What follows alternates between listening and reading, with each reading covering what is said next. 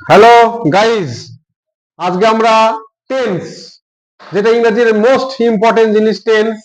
এই টেন্স যদি তোমরা না শিখতে পারো তাহলে ইংরাজির ইংরাজির ইনটাও পারবে না। তো এই আমাদের যে বর্তমান সিচুয়েশন, টেন্স যদি তোমরা কেউ জেনে থাকো তাহলে খুবই ভালো কথা। টেন্স যদি তুমি জেনে থাকো তাহলে তোমার ফিউচারে তুমি সেখান থেকে ভয়েস চেঞ্জ, ন্যারেশন, ডিগ্রি, যাবতীয় কাজ, writing skill, grammar, letter, paragraph সব লিখতে পারবে। তো প্রথম তোমার মাস্ট হচ্ছে ইংরেজিতে টেন্স বা বাক্য কিভাবে তৈরি করতে হয়, তোমাকে সেটা জানতে হবে। তো টেন্স জিনিসটা কি? আমরা ছোট থেকে শুনে থাকি টেন্স, টেন্স, এই বাবা মারা বলে টেন্স পারিস না। তো টেন্স মানে হচ্ছে কাল। কাল কি?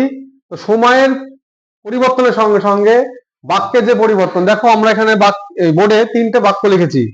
আমি ফুটবল খেলি, আমি ফুটবল খেলেছিলাম, আমি ফুটবল খেলবো। এই তিনটে লাইনের কথা কি এক? না। তোমাদের মনে প্রশ্ন আসতে পারে, তিনটে তিনটে বাক্যই বলছে কিন্তু ফুটবল খেলি, কিন্তু একটা জায়গায় দেখছি ফুটবল খেলি, একটা জায়গায় দেখছি ফুটবল খেলেছিলাম, মানে খেলা হয়ে গেছে, আর একটা জায়গায় আমি ফুটবল খেলবো। এই যে খেলি কথাটা তিন জায়গায় তিন রকম।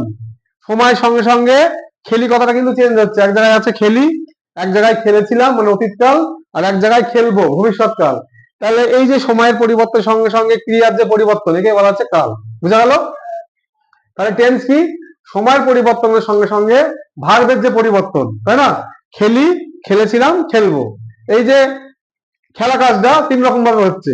তাহলে খেলি, আমি ফুটবল খেলি, তাহলে এটা হচ্ছে আমি বর্তমানে খেলছি, তাহলে আই প্লে ফুটবল। তাহলে লিখে ফেলো তোমরা সবাই, আই প্লে ফুটবল, আমি ফুটবল খেলি। তাহলে এখানে দেখো, এইখানে খেলি যদি থাকে তাহলে এখানে হচ্ছে প্লে, তাহলে খেলি ইংরেজি হচ্ছে প্লে।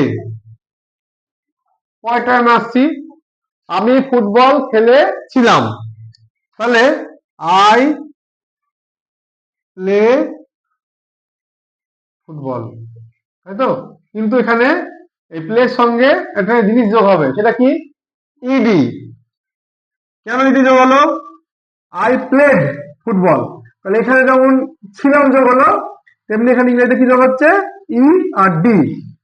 তার মানে কি হলো দেখো, আই প্লে ফুটবল, এখানে আইটা সাবজেক্ট, তারপরে ভার্বের এক নম্বর রূপ ভি1, তারপরে অবজেক্ট। এখানে কি বসছে? এখানে সাবজেক্ট প্লাস ভি2 প্লাস অবজেক্ট। ভি2 মানে কি? ভার্বের দু নম্বর রূপ বসছে, প্লে, প্লেড, ইডি যোগ হয়ে গেল। তাহলে খেলেছিলাম, এই ছিলাম, ছিল, ছিলে থাকলে হবে অতীতকাল। দেখো বন্ধুরা, তোমরা গতকাল কি করেছিলে? না তো অমল বলছে, অমল অমল বলছে আমি কলকাতা গিয়েছিলাম। রমেন বলছে আমি ভাত খেয়েছিলাম, তুমি ঘুরতে গিয়েছিলে, আমরা নাচ করেছিলাম। তার মানে গতকাল যা যা করেছিলাম সবই কিন্তু ছিলাম আছে, তাই না? ছিলাম, ছিল, ছিলে। তাহলে এই ছিলাম থাকলে হবে অতীতকাল, মানে ভার্বের সঙ্গে ইডি যোগ হবে। সব ভার্বের সঙ্গে ইডি যোগ হয় না।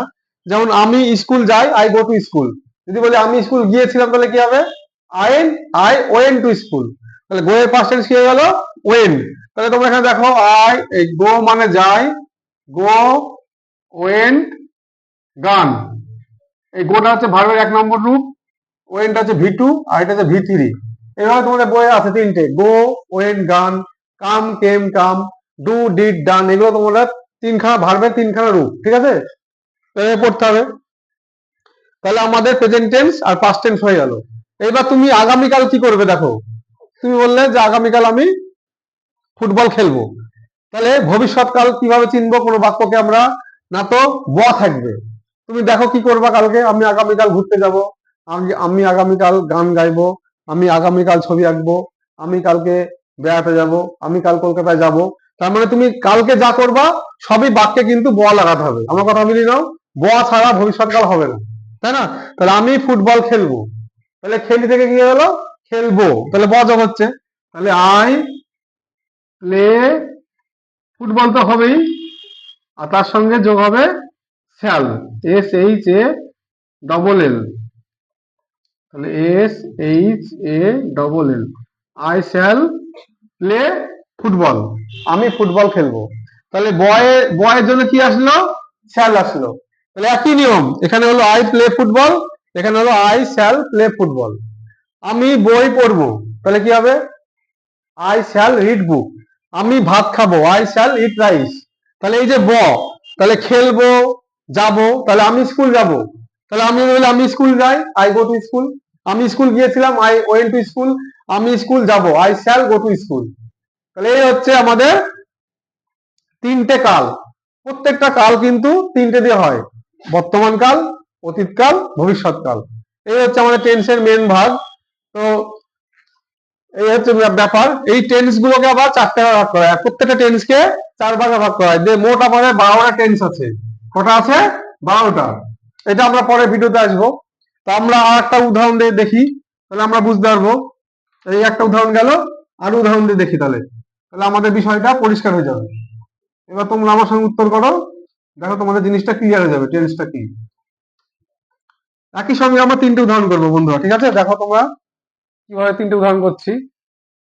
দেখো এখানটা হচ্ছে আমি পাখি দেখি। আমি পাখি দেখেছিলাম। বলো না ভবিষ্যৎকালে কি হবে? বলো সবাই। হ্যাঁ, আমি পাখি দেখবো। মুবাসির ছাত্ররা খুব ভালো উত্তর দিয়েছে, আমি পাখি দেখবো। আচ্ছা, এবার আমরা এগুলোকে ইংরেজিতে করবো, ঠিক আছে? বলো তুমি, শাহিদ, আমি পাখি দেখে কি হবে? বাহ, ভেরি গুড। ও খুব সুন্দর অ্যান্সার দিয়েছে।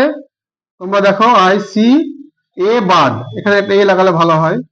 আমি পাখি দেখি, তাহলে এটা হচ্ছে present indefinite tense.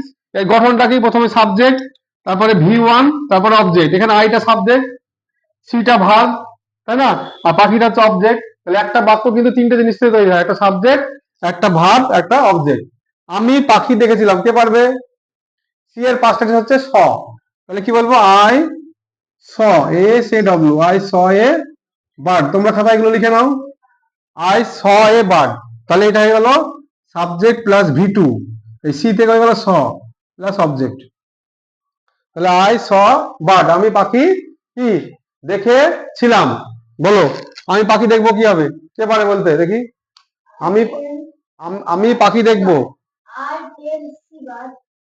I shall see bird, I shall see a bird. এই তো জিনিস। তাহলে ভবিষ্যৎ হলে কি যুক্ত হবে? শ্যাল। পাস্ট টেন্স হলে কি হবে? ভার্বের 2 নম্বর রূপ। এইটা তোমরা শিখো, এটা শিখলে তোমাদের পরবর্তীকালে voice change, joining, WH word, narration change সব শিখতে হবে। মেন হচ্ছে টেন্স তোমাকে শিখতে হবে, টেন্স না শিখলে তুমি কিছুই পারবে না এগুলো। তাহলে I see bird, I saw a bird, I shall see a bird. একটা উদাহরণ, একটা আমরা উদাহরণ দেখবো। দেখো, এটা আমাদের লাস্ট উদাহরণ। আমি ভাত খাই, তাহলে আই ইট রাইস। হ্যালো, আমি ভাত খেয়েছিলাম, কি হবে? আই এট, ইটের past tense at, I ate rice. আমি ভাত খাবো, কি হবে?